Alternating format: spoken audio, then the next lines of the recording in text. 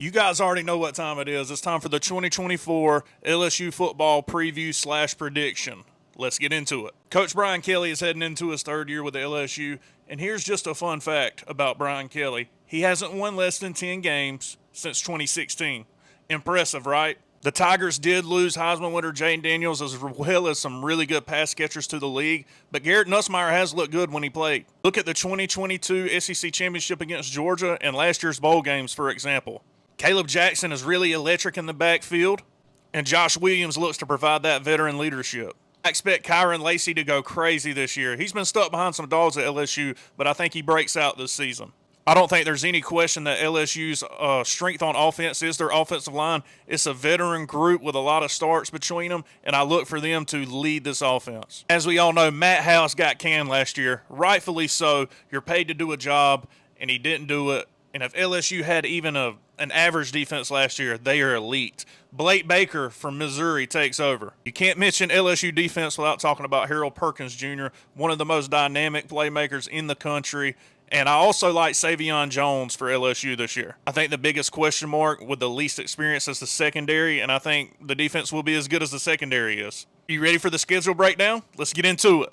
The season starts off with LSU taking on USC in Las Vegas. I think there are too many question marks for USC, especially on the defensive side of the ball. I think LSU scores when and how they want, and they're just too much for USC, and they start the season 1-0. Game number 2 sees Nicholls State coming to Baton Rouge to take on LSU. Easy win for the Tigers in Baton Rouge, and they start off 2-0. Next, the Tigers travel to South Carolina to take on the Gamecocks, and I'll tell you right now, I think Williams-Brice Stadium is a little underrated. Unfortunately, I don't know what to expect from South Carolina this year, and I'll take the known. I think LSU is going to be a pretty good team, and I have them taking down the Gamecocks. LSU moves to 3-0 on the year. Next, the UCLA Bruins travel to Baton Rouge to take on the Tigers. Their coach, literally head coach, left for a demotion at Ohio State.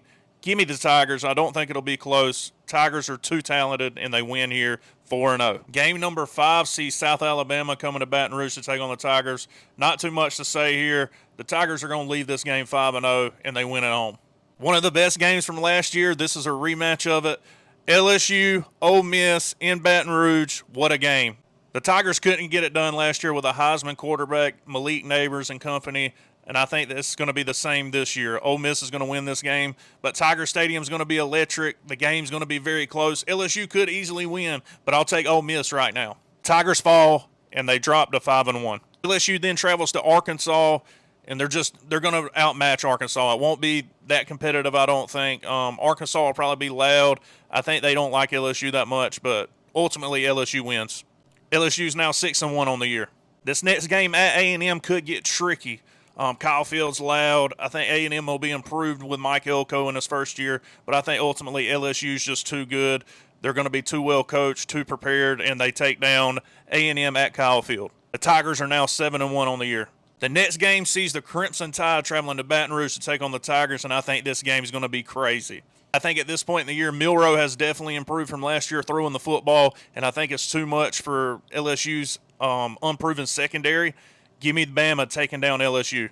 In another close game, LSU loses, and now they're 7-2 on the season. Then LSU travels to Gainesville to take on my Florida Gators. LSU is going to escape here with a close W in the swamp. Brian Kelly and company win and beat Billy Napier again. I think at this point in the year, LSU's defense is starting to come around. In this game, I think they get a couple turnovers, and that's the difference. LSU is now 8-2 on the year. Next on the schedule sees Vanderbilt come to LSU. Not much to say here again.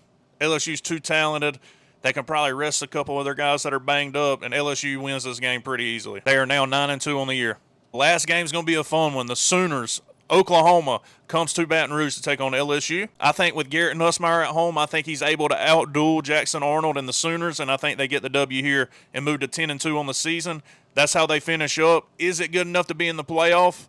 I don't know. I would think so. Let me know in the comments who I should do next and how I did on this one. Thank you, guys.